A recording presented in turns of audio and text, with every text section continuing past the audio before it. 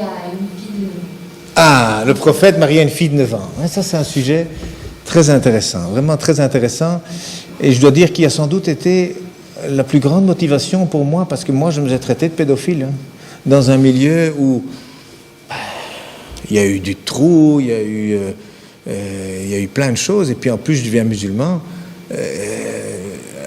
Évidemment, on dit, oui, toi, maintenant, tous les hommes, tous les musulmans, potentiellement, sont des pédophiles. Donc, moi, ça m'a touché.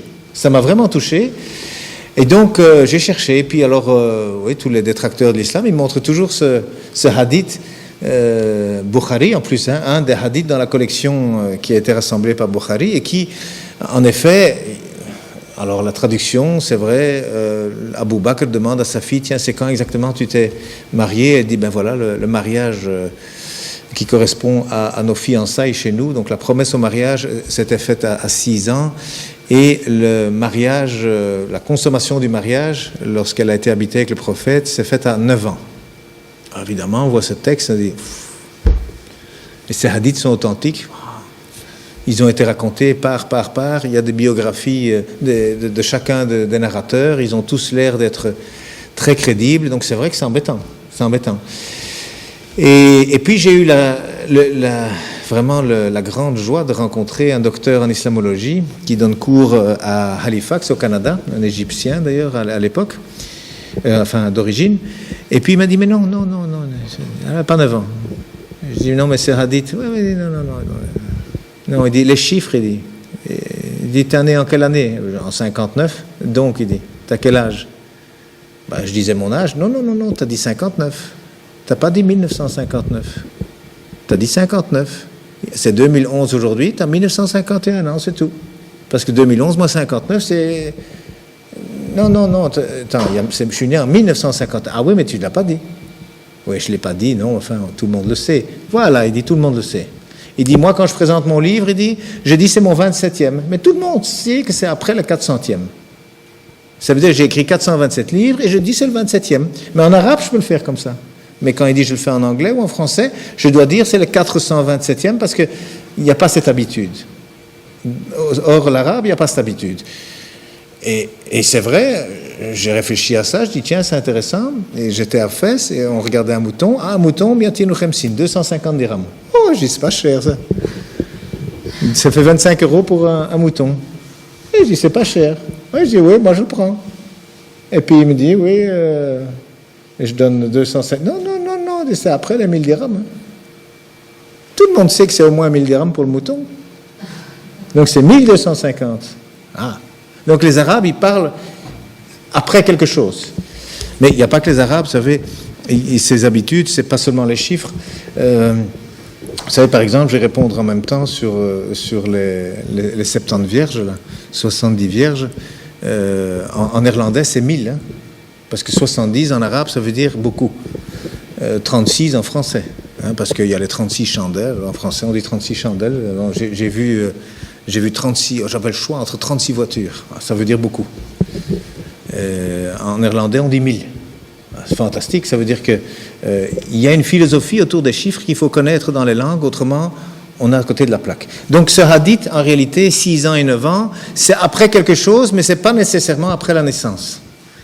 C'est ça ce que j'ai appris, j'ai vérifié ça avec des professeurs arabes, et tous ils m'ont dit la même chose, oui, c'est pas sûr, 6 et 9, c'est après quelque chose dans le contexte.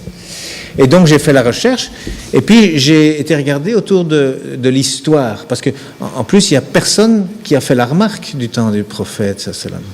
Il n'y a même pas un ennemi qui a dit regardez le vilain. Personne. Alors qu'aujourd'hui, vous savez, quand il y a eu il y a quelques années, je crois en 2008 ou en 2007, il y a un Marocain, hein, peut-être que certains savent ça, des Marocains, il y a un imam qui a fait une fatwa qui a dit oui, on peut se marier qu'une fille de 9 ans. Mais ça a été le tollé au Maroc. Les avocats qui ont fait des procès, 3 jours après, plein d'oulémas ont dit non, nous on fait une nouvelle fatwa, 18 ans. C'est quoi ça, 9 ans, vous êtes malade ou quoi? Donc, les Arabes, non, ils n'acceptent pas qu'on se marie avec une fille de 9 ans. D'ailleurs, dans les écrits musulmans, une femme doit être au moins adulte physiquement.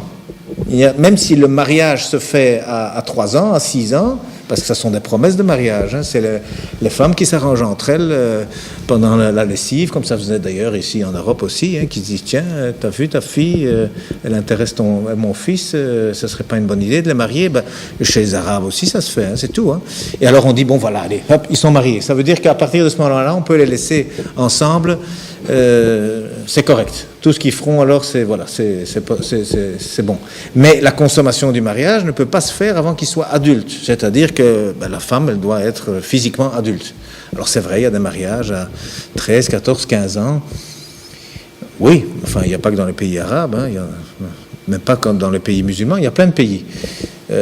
Déjà en Europe, il y avait des mariages avec des petites filles de 6 ans. Il y a des rois qui sont allés se faire marier devant le pape, ici en Europe.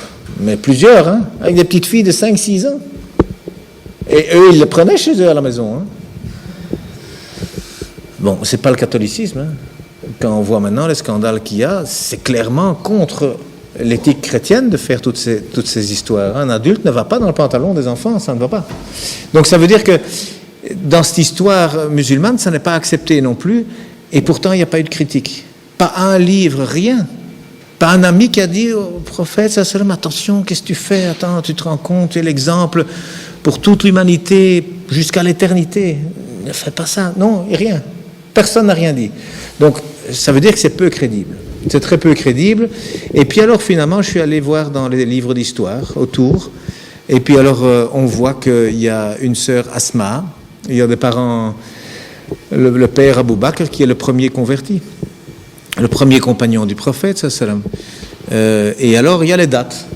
Il y a les dates, eh bien, entre le début de la révélation, donc le premier message, et le mariage, il y a 13 ans. Parce que le mariage, la consommation du mariage, en tout cas, elle s'est faite 1 an après la migration. Donc 1 an après le mouvement vers Médine. Et donc, lorsque la mosquée était finie, après le mois de Ramadan, il y a le mois de Shawwal, et au mois de Shawwal, ils sont habités ensemble. Voilà. Donc, 13 ans après que son père soit converti, elle s'est mariée.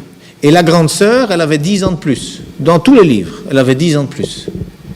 Alors, si elle avait 10 ans de plus, ça veut dire que c'est bien si on connaît son âge.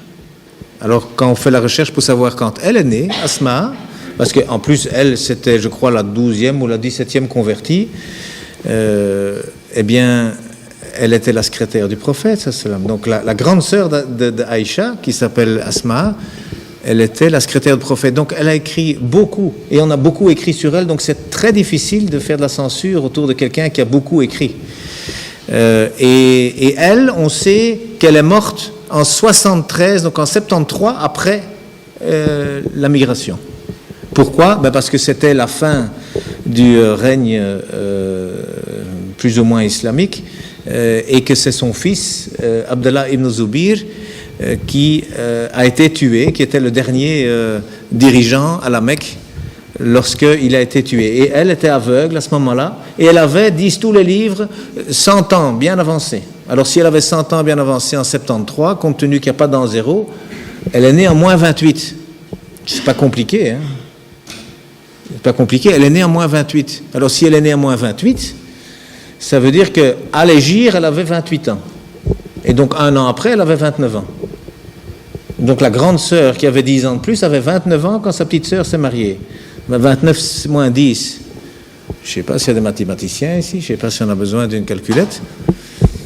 Mais ça fait 19, quoi. Hein. Et en arabe, eh bien on peut dire ça. Tis'ata sanawat ba'da ashara sanawat. Ça veut dire 9 ans après la dizaine. On peut dire ça. Mais quand le contexte, on le connaît, il n'y a pas besoin de dire après la dizaine. Donc ce hadith, c'est un texte, mais encore une fois, on n'a pas le contexte. Parce que les hadiths, c'est le défaut qu'ils ont, c'est qu'ils ne reprennent pas non plus toujours le contexte. Alors même si les mots sont exacts, donc cet âge pouvait très bien être 19 ans ou 29 ans, dépendant, ou même 9 ans après un autre événement, si il y avait eu question de cet événement. Ça veut dire que les preuves pour dire que cette fille avait 9 ans, mais moi je dis elles sont trop légères. Il n'y a pas d'accusation possible, il n'y a pas les preuves suffisantes. Ce n'est pas le hadith, parce que moi j'ai été voir d'autres hadiths, hein, parce qu'il y a des gens qui disent « Oui, mais elle jouait avec les poupées quand on l'a fiancée. Hein. »